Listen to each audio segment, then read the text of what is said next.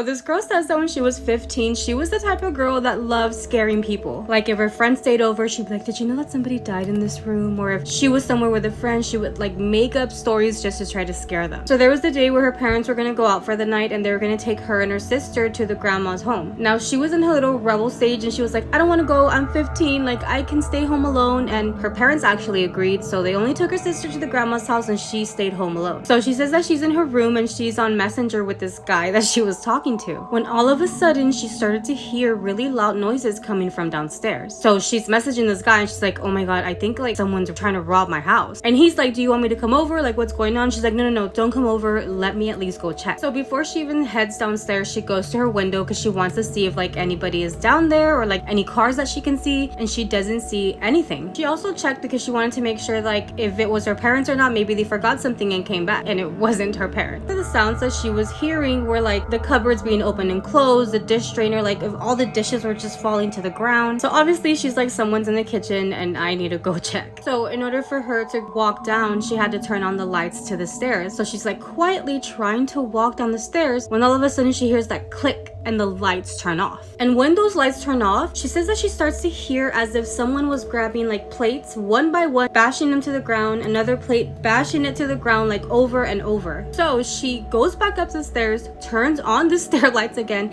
and again starts walking down the stairs. And again, she hears that click of the light switch and the lights get turned off. At that point, she just goes right up the stairs, goes to her room, messages the guy she was talking to, and she's like, every time I try to go down, something turns the lights off. Like, what is happening? So she's determined though. Like, even though she's like, what the fuck is going on? She goes to her drawer, gets the tape out, goes back to the stairs and tapes that fucking light on. She grabbed a bat that was under her bed. So, you know, she taped that light, she got the bat, and she's now walking down the stairs again. And now she has made it a lot farther than she had before when the lights would go out. So she's on the very last step when the fucking lights go off again. She said that in a moment she felt like everything was so heavy that at this point she's like, I'm not going back up there. Like, I'm gonna face whatever is there. She says that she turns the corner to look into the kitchen and she sees everything broken. Like, all those sounds that she was hearing, it was definitely the plates were on the ground. Like, everything, all the glass was on the floor. As she's like taking everything in and just like walking around, she accidentally steps on a piece of glass. In that moment, she starts to see all of the cupboard doors in that kitchen close by themselves one by one. So she goes up to her room again, messages the guy, and she's like, I think someone's in here with me, I think someone is robbing me. Like, she's panicking. She also grabs her phone, calls her parents, tells them somebody is trying to rob us, someone's in the house, like, you need to come right now. Obviously her parents were like, yes, we're on our way, we're going, like, just stay safe. She doesn't remember at what moment she's being awakened by her mom, like telling her, hey, wake up, what happened, what's going on? She said that she woke up and she had fallen asleep with that bat in her arms, and her dad's in the room and he's like, what happened? So she starts explaining to him everything that happened and all the glass that was in the kitchen, that everything was broken. And she's also like kind of defending herself because she's like, I promise you I didn't do that, I didn't break all that glass in that kitchen, like, because that kitchen was ruined basically. And her mom looks at her and she's like,